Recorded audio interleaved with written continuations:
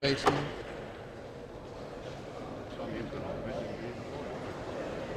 to be sorted out, trimmed, cut down and put in their vases.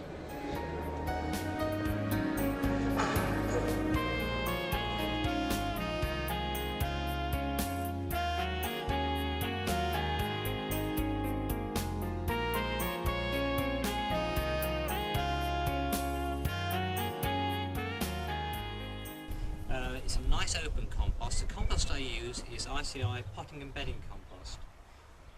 Perhaps there's a reason for that. I think it's because I work for ICI and I sell this compost with a lot of faith in it. It's probably a little bit too rich really for this operation. It has an index of 2 to 3. That's the index, it's a measure of the conductivity of the compost. It tells you the amount of salts in the compost, which the amount of salt is a measure of the fertilizer to give you the growth. So fill the tray up. I won't fill the whole tray now. We'll just fill the enough to just fit this one tuber in. Want to trim the top away so that we haven't got any excess growth there.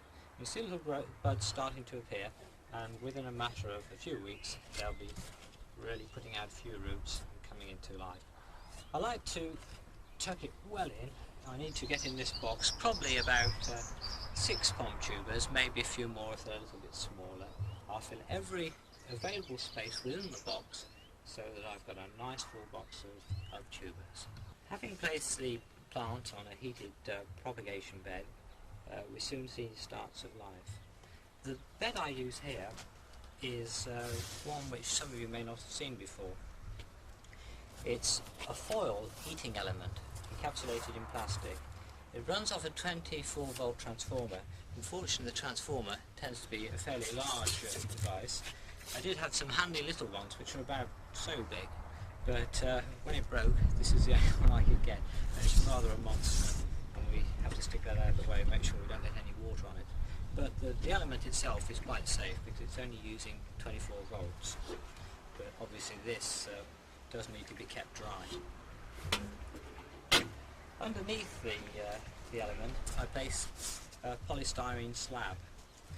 Now I normally place the boxes straight onto the heated element, although probably if you wanted to protect the element it would be a good idea to put a sheet of capillary matting which would give you some added protection, although the polythene itself is fairly rugged and is unlikely to be punctured. It would also help to disperse the heat a bit as well with the capillary matting. One danger, of course, it would harbour pest and diseases as well, so that would be one thing to watch. One beauty of this system is that when I've finished I can quickly roll up the element, take out the polystyrene sheet, and immediately I've got the greenhouse back again for growing my cacti. This greenhouse here is lined with bubble polythene to keep it warm. I do all my propagation in here, and I like to keep bubble polythene up during the summer months as well as the winter, and I usually end up putting my cacti collection in here, and I find it's an ideal environment. I always think this is nice to see, the first signs of growth. I come out most mornings to look for these first signs of growth. It's important though at this stage to make sure that you keep on top of your diseases. The problems at this stage are likely to be grey mould, botrytis, which will grow in the old stem here, particularly if it gets over wet and conditions are dank.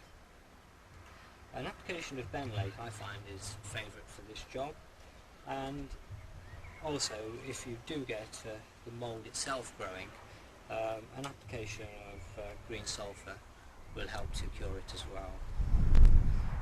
But if it really gets hold, the thing to do is get the knife in there and cut away any infected parts of the plant.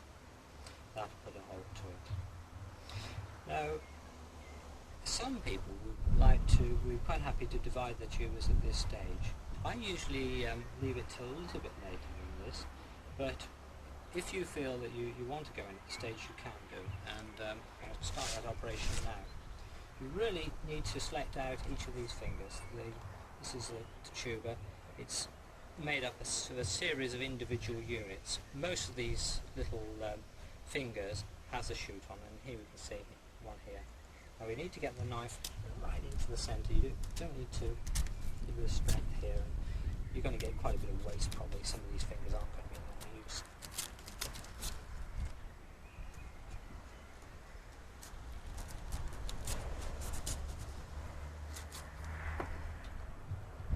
Oh gosh, this is a jolly tough one. After I've been doing this for a few days, I very often find I've got problems with tendons in my hands. We managed to break it open at last. Here we are, a shoot. Now this can go into a 3-inch pot, I would suggest, this sort of size. The larger ones, where you've got a large bit of root on, you'll need to put into a larger pot. This tube actually hasn't started to produce, although it's been on the heated bench, it hasn't actually produced a lot of fibrous roots yet. I'd like to see a lot more fibrous roots really than this before I started to pot them on. But if you put these out, you need to have these on a heated element really to encourage a bit more growth. It's a bit too early for them to establish themselves without some heat. I'm quite happy to plant up split tubers from this sort of stage. It's beyond what would be ideal, I know. These have grown a little bit too large, but even so we can get useful plants. And the way I grow, everything, pom growing or dahlia growing, has to fit around the rest of my life, so often we do miss the ideal time.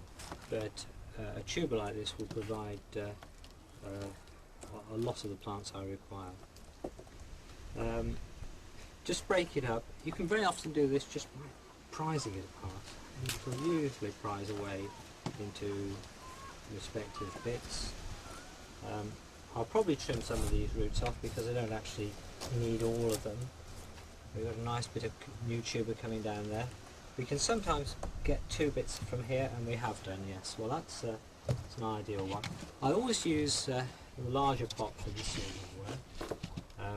5.5 inch, even larger. This time I'm able to get the plant into the middle of the pot. It's not always possible to do that. As soon as we can, we want to get the plants out into the cooler house. Propagation's alright, house is alright to start with, but before long you'll end up with drawn plants. And particularly with using the sort of rich compost which I use, the high fertilizer, we'll end up with very leggy plants. So the cooler environment is the place for them. Now this plant has been in here for probably 3 weeks, 3 or 4 weeks now. It's already starting to show a few side shoots. It's put up another shoot because with a split tuber, of course, you may well have more than one eye on a bit of tuber. I'm not worried about this at all. I'll treat this exactly as I would do the centre plant. I'll take the top out and allow that to break as well. It's even more poms on the pom plant.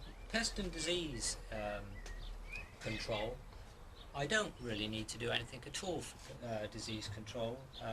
If it was a bit of botrytis about, I would put on some benlate. I have seen a bit of mildew already this year, and there an application of Nimrod tea will tidy that up. Mildew is a disease we're starting to see a lot of in dahlias. It seemed to come along last year all of a sudden. Nobody seems to know where it came from, but a lot of dahlia plots ended up in a white blanket of mildew, and I'm afraid part of mine did as well. But that's really only because I'm involved in pest and disease control and I want to get some really good photographs, you understand. Now on the pest front, the only thing which is really like to trouble them at this stage would be aphids. Here I would use ICI Rapid. The advantage with Rapid, the chemical is Pyrimical. It has a quick knockdown and it's very kind to beneficial insects. Now to me this is very important, as I will explain in a moment. It's specific to aphids, so it's not harming those beneficial insects, as I say. The main pest with pom-poms, without a doubt, is red spider mite. Now, the red spider mite will come in on plants which are brought in very often, I find, because I keep on top of it in my own ground, but you'll often see a plant which comes in from outside, and I'll show you one later which I had in from a friend. It was a variety I particularly needed, but I always put them in quarantine, and you'll see that there's a little bit of red spider there already. Now, if you do get red spider starting to build up, however small amount it is, you need to treat, and the way I treat it, whilst it's in the glass house, is with Phytocillus. Now this is the little predatory bug. It comes in a sachet like this. It's either on a brand carrier, or in this case it's a vermiculite carrier. Now the little predatory bugs are living amongst this medium. And all I do is just sprinkle this throughout the plants like this, and whilst they're touching one another, the predatory bug can quite easily move around within the plant canopy. But you must be very careful what you spray after having applied this Phytocillus, because if you apply a broad spectrum insecticide, you'll destroy it. You'll wipe it out. Now last year I used this method for the first time, and I found it very satisfactory indeed. I had less red spider than I've ever had, and it was a hot summer, and one would have anticipated quite high levels of red spider.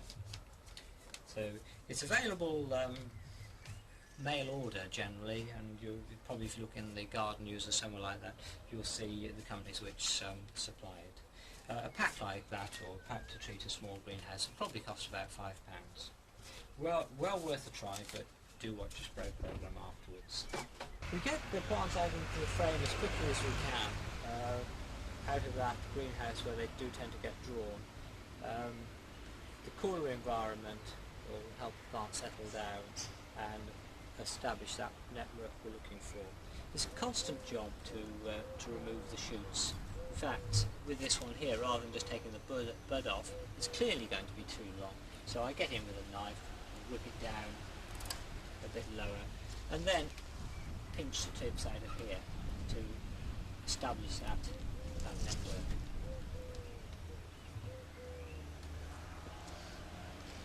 It's amazing, however vigilant you are, you'll always find a few which start to throw a bud right from the bottom of the plant. As soon as the weather gets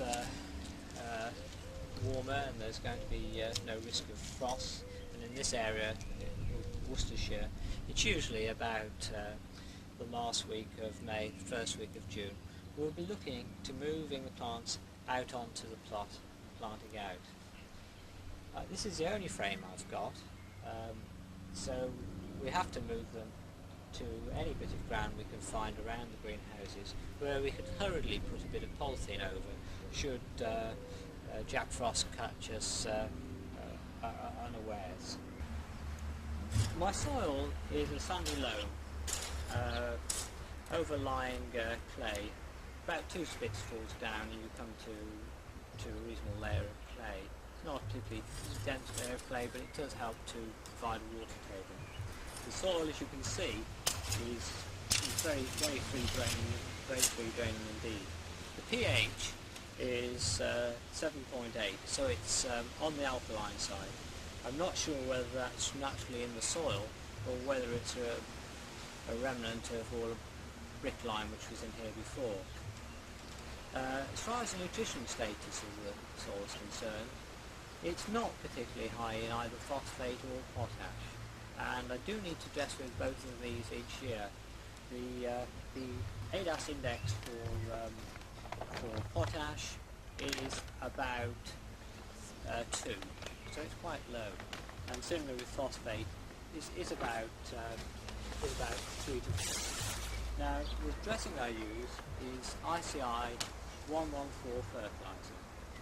This is a compound fertilizer with an organic base, and it contains the major trace elements together with magnesium and also the minor trace elements. So it's a complete package. I'll just a light dressing. With pom-poms, it's absolutely essential not to put on too much fertilizer. They're not growth feeders. If you have a lot of fertilizer in the ground, you'll end up with very coarse flowers. Also, you'll see this ground has only recently been turned over. I like to get my ground cultivated in about May time. May bank holiday, sometime like that. Usually a couple of passes with a rotavator. This year I've decided to dig it all by hand. One reason because I'd never actually done it before, so that was a bit of a challenge, but also to get rid of all these roots and things we've got in the soil from the trees behind me. Having dug it, I will put on a base, just a light dressing of peat. Just a medium grade peat will do, just very lightly sprinkle it over. I used to put this round into the planting hole of each of the plants. I found in practice that it's very difficult with my poms because the way I plant them, they're planted so close together that you can't really distinguish between one plant and another. So this is a remnant of what I did before. Whether it's actually necessary to do that anymore, I really don't know. One hears about all these things with peat in the environment, but there is a lot of peat, believe you me, out there. But it seems a shame to wait if we don't need to do it. The other thing I'll do at this stage is put on a very light dressing of Plantasan G. This is a slow release fertilizer, and I'll just lightly sprinkle that over the surface. The Plantasan G is here. It's just a fine granule. That'll last a little bit longer. Probably the 114, in an ideal situation, I would have actually put on a few months before. I wouldn't normally put both fertilizers on together like this. I've shown you just for a point of illustration putting the 114. That would have not normally gone on 2 or 3 months before.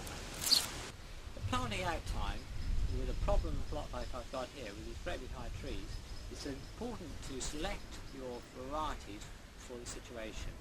You wouldn't want to select a tall growing variety to go underneath these trees. It's a major problem. You want your low growers over here, so your mark willows, that type of variety which you know to be short. Taller varieties will go out in the open there, pop willow, Mimney Carroll, etc. This is Willow Surprise. Probably just about get away with it in this situation. Nice bushy plants, this is what I'm looking to plant out. Break the root system up a bit. Now, where I differ probably from a lot of exhibitors is I like to have these poms placed very closely together. They're probably about a foot apart, approximately. Within one of these rows, I'll get 50 plants. I plant them in a staggered formation. This one's been in the pot a bit too long, as you can see. Forgot choice, that one will probably be left out. So don't mind if we've got 2 shoots coming up, doesn't matter at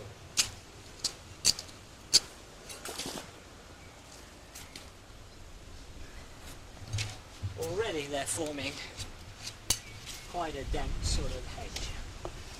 And this is what I'm after, a hedge of poms.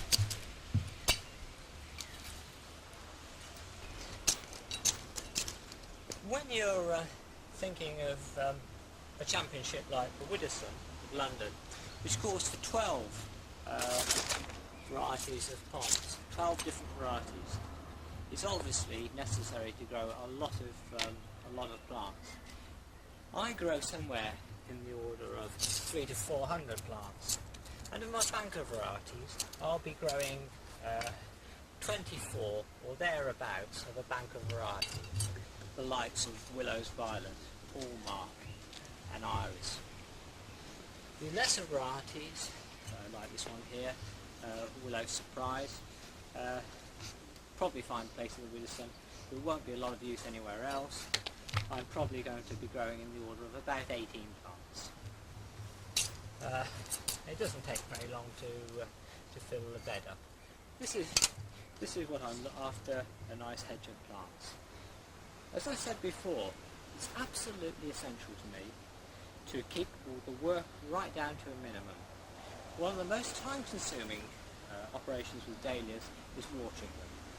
And to overcome the problem with watering them, I'm using a trickle irrigation system. The header pipes are laid out permanently at the back, and when cultivation takes place they just lay along the end of it.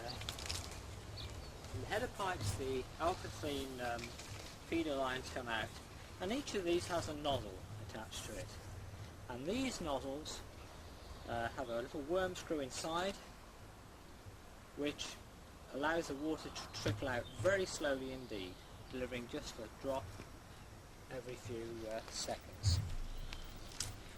The lines are placed down between the rows. It's not essential that a nozzle is by each plant. As long as they're within the vicinity of the plant, the water will gradually seep out across. Another time-consuming operation is tying in. Now, here I've cut the work down by using Carnation Netting. And the Carnation Netting is fixed to these chestnut pails. The bed of dahlias is approximately 4 foot, 3 foot 6 wide, with about 2 foot 6 alleyways in between. Permanent structure, these chestnut pails are here all the time. This is an operation ideally suited to 2 people. Usually get the wife to come and give me a hand doing this, but if she's in a bad mood I can very often get it done on my own. Obviously I'd have the whole bed parted up, but just for purposes of demonstration I'll show you how it works. Just hooks over the chestnut pail, and then slide it down onto the plants, just so it's kissing the top. And as they grow, I'll move the carnation wire up. Probably this year I'm going to have to put another pail in here, because I've got an exposed area over on that side now. The hedge has been cut down, and if I'm not careful I'll have them blowing over. But watering's done away with. If I want to I can feed through this line, although normally I wouldn't do that.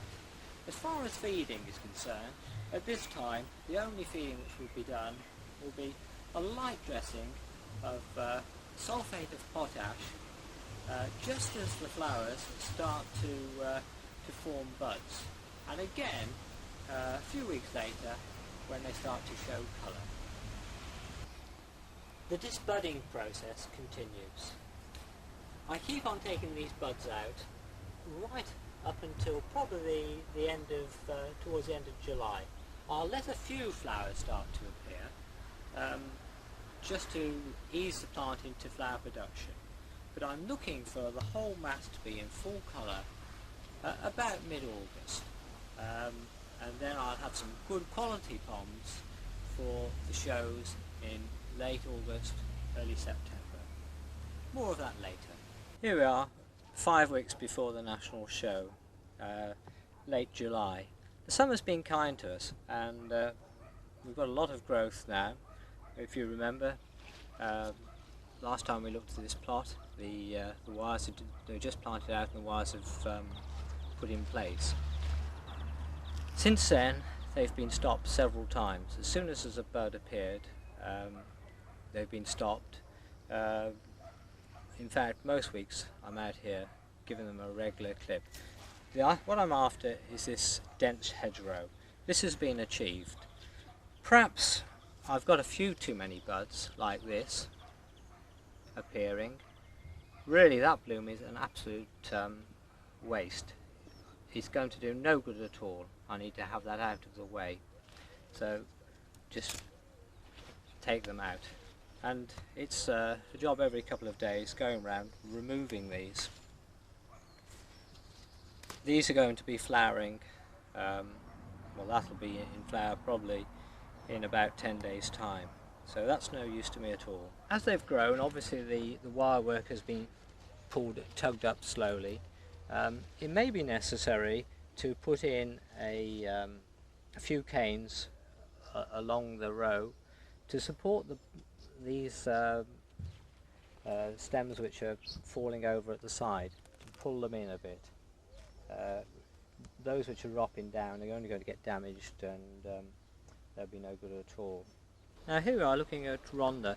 This Rhonda is one of the earlier varieties to flower. You find with Poms that some will be sooner than others. Rhonda, Mark Willow,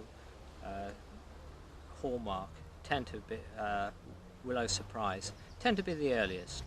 And as you can see, I've got far too many buds here, so we need to cut these back. They're too stiff, you need to get the old penknife out to do the job. But I avoid using the penknife really, because I think there's always a danger of carrying virus on the blade. But if you cutting these back and take them back to the next set of buds, these are absolutely useless. These are the things which are going to provide me either flowers for the national, and if not for the national, I'll have some blooms for Harrogate. Growing Poms in a dense hedgerow like this will inevitably encourage a red spider, and this is the first telltale signs of red spider. We probably need to get in here and actually put a bit of an insecticide on, just in the few hot spots which we're finding the red spider marked leaves. Cybol is what I would use normally for this. Obviously I don't want to do the whole lot, because we'll be putting some phytocillus in, the little predatory mite, a bit later on. But a little bit like this, I'm not too concerned about that, because I do need some red spider obviously in here if I'm going to keep the mites going. But if it got out of hand, I'd need to get in with a bit of insecticide. I wouldn't really rely just on the predatory mite doing the job. This level though is probably not going to cause me a headache. The phytocillus will take care of that. But if it got any worse, we need to be in there with a spray. As mentioned before, keeping work to a minimum is one of my priorities. I've got lots of other things to do apart from growing Poms, and use of the trickle irrigation is a godsend in a hot summer, and you can see it's just dripping away there. A few drops every second or so, but left on for 24 hours, it's surprising how much water you can get into the plants. And watering them like this, you get a nice even spread of water, not too much. This summer, although it's been hot, surprisingly I've only really needed to have the trickle irrigation on one occasion, and then I watered for 24 hours, and that lasted for several days until we got the rains. The other thing we do at this stage, just as the buds are forming, is to give a top dressing of sulphate of potash, and also magnesium sulphate. I put the two on separately. They could actually go through the irrigation lines, but I prefer to sprinkle them on around the base of the plant. Just a very light dressing. There probably is a better way of doing it than this, but I've always done it this way, and it does the trick. By putting it on as a top dressing like this, I can go around and do the varieties where I'm going to want more potash. Particularly, I probably wouldn't dress the Rhondas and the Gregories with too much potash. Varieties with weak stems like Martin's Yellow and WJN, I feel they need a good dressing of potash. Any variety basically where the stem is weak, and you need to encourage the flower, sulphate of potash seems to help. This is Willow's Violet. You can lump Willow's Violet, Iris, More Place, all much the same. They're going to need the similar sort of treatment. They tend to be large flowers, so they're going to need stopping, constantly stopping to make sure that you're shooting on these side buds. If you allow them to come up, these are going to be way oversized. So a lot of work is needed to be done with Iris, Willow's Violet, and More Place. These, I would say, are going to be about right actually for the situation 5 weeks before the show. I've got plenty of growth coming up in between. I've stopped right through, and not too many buds. The buds which are here are all going to come out now. Hallmark. Whatever you do with Hallmark, it's going to be an early variety. A bit peculiar, this one. It tends to throw quite large blooms to start with, and smaller blooms to finish with, so it's going to need a lot of work doing on it. These are far too advanced, so I'm going to have to take any buds out like this. But what I'm probably going to need to do later on is, where I've taken the bud out, I normally get 2 shoots come up. Now it may be necessary to thin those to 1 shoot to get the size right, but I'm not going to do that yet. I'm going to leave that for a while, just so once they're starting to flower in about 3 weeks time, I'll have a feel for what size of blooms are coming to, and that's when I'll make that decision whether to thin. And in fact, with Hallmark and Willow Surprise, I'm in fact quite happy to do quite a bit of debranching in here as well to get the size up. Here we are with Rhonda Suzanne.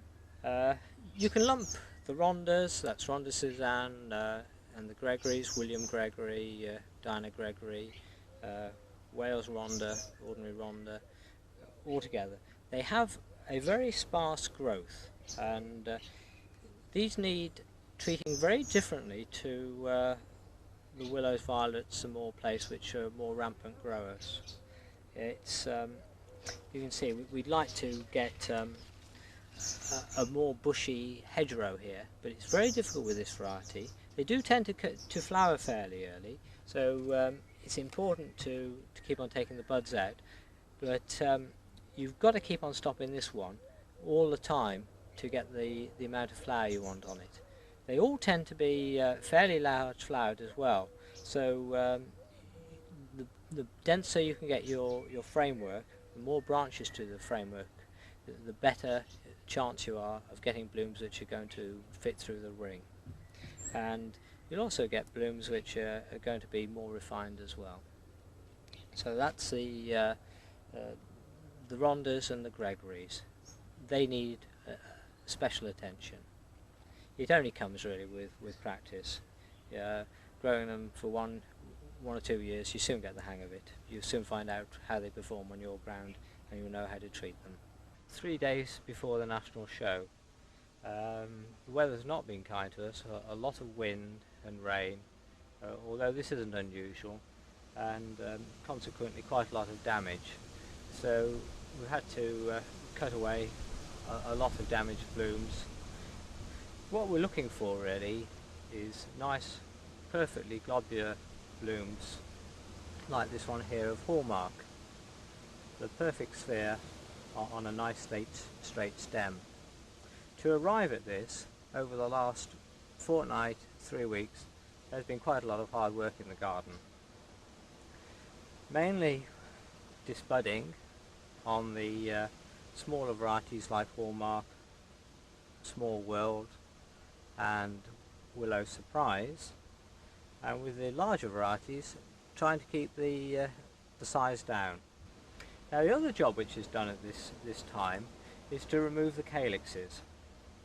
Now I don't know if you can see this bloom here, but these are green calyxes, and constant companion with me at the moment is a pair of manicure scissors.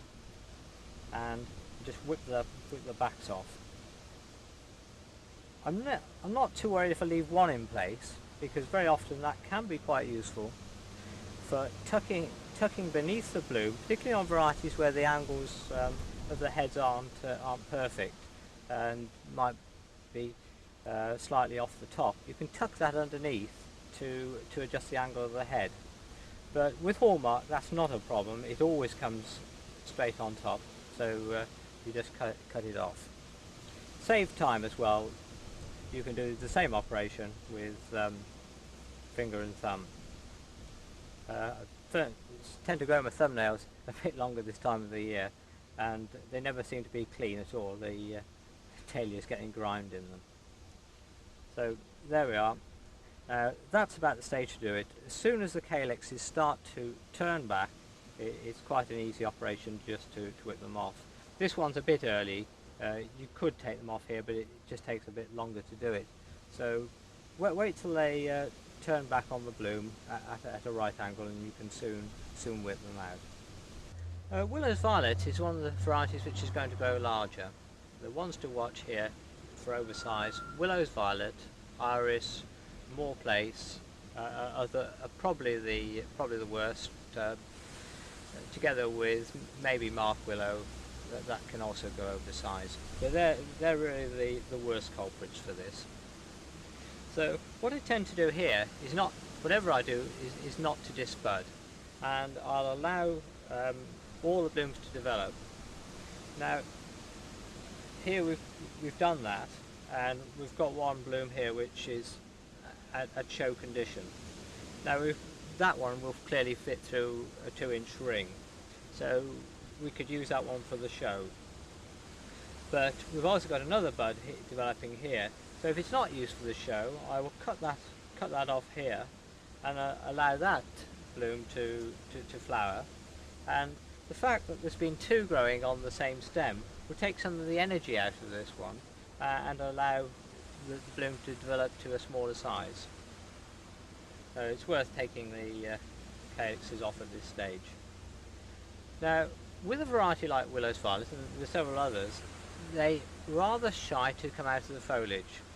So the main problem is going to be the wind, and particularly on my site where I suffer a lot from the wind rustling through the large trees behind me.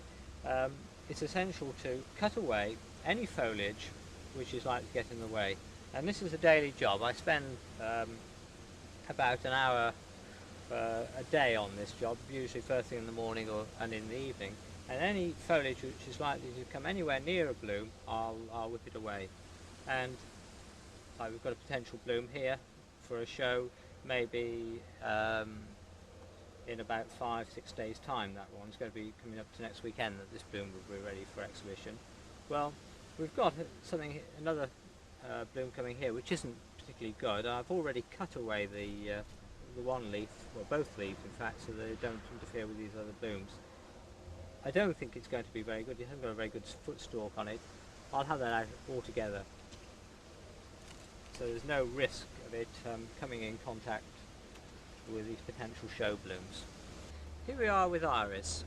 Now, the same technique as we illustrated on the Willow's Violet, the bloom which is going to go over to size, and this bloom here I'm sure wouldn't actually fit through a 2-inch ring. So we've allowed this bloom here to develop, and that's going to be the bloom we use for show. Now we'll cut this one away because it's about to drop. It's already damaged. It's of no use. It's already taken most of the energy out of that growing stem. It's essential to deadhead. We've got another one here which is falling apart. Now I'm very particular. I really don't want blooms to drop like this, and with Poms you can imagine there are so many blooms in the bed. You've really got to keep on top of this to make sure that they don't fall apart, because I'm not interested in saving seed or anything like that. I'm only interested in showing, and bits of petal lying around the plot like this are going to be a home for botrytis and diseases like that. So they must be got out of the way as soon as they show any signs of dropping. And It's really a daily operation to deadhead. I literally get buckets and buckets full of deadheads from the plot. Transporting to the show can be a problem to palm growth. Not to the experienced grower, of course, but I've seen lots of people, including myself, when I first tried to transport palms. I used all manner of means, and none of them very satisfactory. But over the years, I've evolved the method which I currently employ, and that's to use these ice cream tubs or offal containers, which you can pick up from most shops, either free or just ask, and they'll be available. And into those I place oasis slabs which have been soaked well beforehand, press them right down into the base of the container like this, a drop of water, and then the Poms are transported